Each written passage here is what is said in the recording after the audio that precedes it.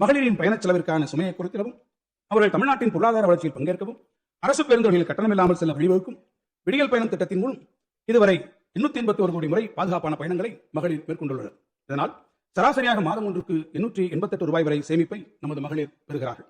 மகளிர் கல்வியை போற்றி பாதுகாத்திட, பள்ளிக் கல்வியிலிருந்து உயர்கல்வி வரை தொடர்ந்திட இவ்வரசு செயல்படுத்தியதே உயர்கல்விக்கு உதவிடும் புதுமை பெண் திட்டம். 6ஆம் வகுப்பு முதல் 12ஆம் வகுப்பு வரை அரசு உதவி வரும் பள்ளிகளில் பயின்ற மாணவியர் அவரது உயர்கல்வி கற்றலை மாதந்தோறும் 1000 ரூபாய் வழங்கி ஊக்கப்படுத்தும் இத்திட்டத்தின் கீழ் இதுவரை 6,95,296 மாணவியர் பயன்பெற்றுள்ளனர். மகளிரின் தற்சார்பு வாழ்வுக்கு வழிகோல 1989ஆம் ஆண்டில் மகளிர் சுய உதவிக்குழு இயக்கம் கண்டார் முத்தமிழறிஞர் கலைஞர். அவர் வழியில் நடைபெறும் இவ்வரசு அவ்வியக்கம் தழைத்தோங்கி செழித்திடும் வகையில் இதுவரை 6,23,529 சுய உதவி குழுக்கள் 1,41,718 கோடி ரூபாயை வங்கி கடனுதவியாக பெற்று பயனடைந்திட வழிவகை செய்துள்ளது.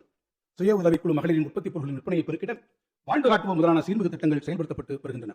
கிராமப்புற பகுதிகளில் பயின்று கல்வி பெற்று பணிவாய்ப்பின் பொருட்டு நகரங்களுக்கு வரும் மங்கையர் பாதுகாப்பாக தங்கிட நவீன வசதிகளுடன் கூடிய 19 தோழி விடுதிகள் உருவாக்கப்பட்டுள்ளன.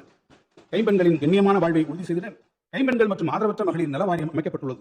மகளிர் நலன் காக்கும் இத்தகைய திட்டங்கள் நாடெங்கும் பெரும் பாராட்டினை பெற்றதுடன் பல்வேறு மாநிலங்கள் இவற்றை பின்பற்ற தொடங்கியிருப்பது குறிப்பிடத்தக்கது. மகப்பேறு மற்றும் பச்சிளம் குழந்தைகளின் இறப்பை குறைக்கும் நோக்கத்தோடு மாநிலத்தில் 130 அவசரகால மகப்பேறு மற்றும் குழந்தைகள் பராமரிப்பு மையங்கள் செயல்பட்டு வருகின்றன. கருவுற்ற தாய்மார்களையும் பச்சிளம் சிசுக்களையும் பாதுகாப்பதில் தமிழ்நாடு அரசு முன்னோடியாக செயல்படுகிறது. அரசு மருத்துவமனைகளில் நிகழ்ந்திடும் பாதுகாப்பான பிரசவங்களில் தேசிய அளவில் தமிழ்நாடு முதலிடத்தில் உள்ளது. அதனால் மகப்பேறு இறப்பு வீதம் 1 லட்சம் மகப்பேருக்கு 35 என்ற அளவிலும், சிசு இறப்பு விகிதம் 1000 சிசுக்களுக்கு 12 என்ற அளவிலும் தேசிய சராசரியை விட மிக குறைவாகவே உள்ளது. 6 மாதம் வரை உள்ள குழந்தைகளின் ஊட்டச்சத்து குறைபாட்டினை களைய ஊட்டச்சத்தை உறுதி செய்யும் திட்டம் முன்னெடுக்கப்படுகிறது. மேலும் அவர்களின் ஊட்டச்சத்து குறைபாடை சரி செய்ய பாலூட்டும் தாய்மாருக்கு ஊட்டச்சத்து பெட்டகங்கள் வழங்கப்படுகின்றன.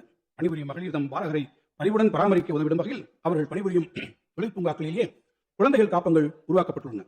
நெருக்கடி நேரங்களில் பெண்களின் இடுக்கண் கலைந்து உடனடியாக உதவிட காவல் உதவி செயலி நடைமுறைக்கு வந்துள்ளது. ஆலயங்களில் ஆண் பெண் வேற்றுமை கலைந்திடும் வகையில் அகிலமறிய ஆன்மீகத் துறையில் பெண்களுக்கும் வாய்ப்பு வழங்கும் வகையில் பெண் ஓதுவார் நியமனம் நமது அரசின் மகத்தான சாதனையாகும். தமிழ்நாட்டின் பொருளாதார வளர்ச்சியில் பெண்களின் பங்களிப்பை ஊக்குவிக்கவும் அவர்களுக்கு உரிய அதிகாரம் அளித்திடவும் தமிழ்நாடு பெண்கள் வேலைவாய்ப்பு மற்றும் பாதுகாப்பு திட்டம் TNVSAFE உலக வங்கியின் உதவியுடன் செயல்படுத்தப்பட்டு வருகிறது. பெண்கள் பெயரில் பதிவு செய்யப்படும் 10 லட்சம் ரூபாய் வரை மதிப்புள்ள வீடுகள், மனைகள் மற்றும் விவசாய நிலங்கள் உள்ளிட்ட அசையா சொத்துக்களுக்கு கடந்த ஏப்ரல் 2025 முதல் பதிவு கட்டணம் 1% குறைக்கப்பட்டு உள்ளது. இதன் மூலம் 3,71,705 நபர்கள் இதுவரை பயனடைந்துள்ளனர்.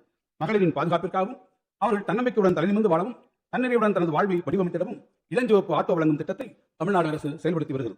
பணிபுரியும் பெண்களை கௌரவிப்பதன் மூலமும் அவர்களது தொழில்முறை வெற்றியை வளர்த்தெடுப்பதற்கான உத்தியுடன் கூடிய முன்முயற்சிகளை செயல்படுத்துவதன் மூலமும் நாடு முழுவதும் உள்ள தொழிற்சாலைகளில் பணிபுரியும் பெண்களில் 41% பேர் தமிழ்நாட்டின் தொழிற்சாலைகளில் பணிபுரியும் பெண்கள் என்ற பெருமையை நாம் அடைந்துள்ளோம் என்பது குறிப்பிடத்தக்கது.